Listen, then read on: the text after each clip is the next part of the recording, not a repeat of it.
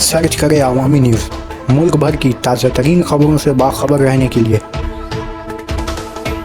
Subscribe करें हमारे channel को और बेल आइकन ज़रूर दबाएं।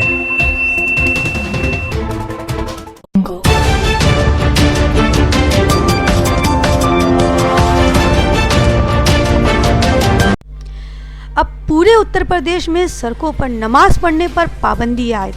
उत्तर प्रदेश पुलिस ने पूरी रियासत में सड़कों पर होने वाली जुमा की नमाज पर पाबंदी आयद करने का फैसला लिया है।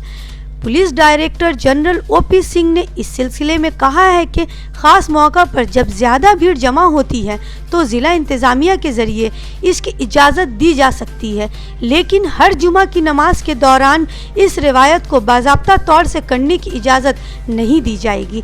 सभी ज़िला पुलिस सरबराहान और दीगर अफसरान को इस सिलसिले में गाइडलाइंस जारी कर दिए गए हैं ताकि ये यकीनी बनाया जा सके कि सड़कों पर जाम लगाकर नमाज न अदा की जाए।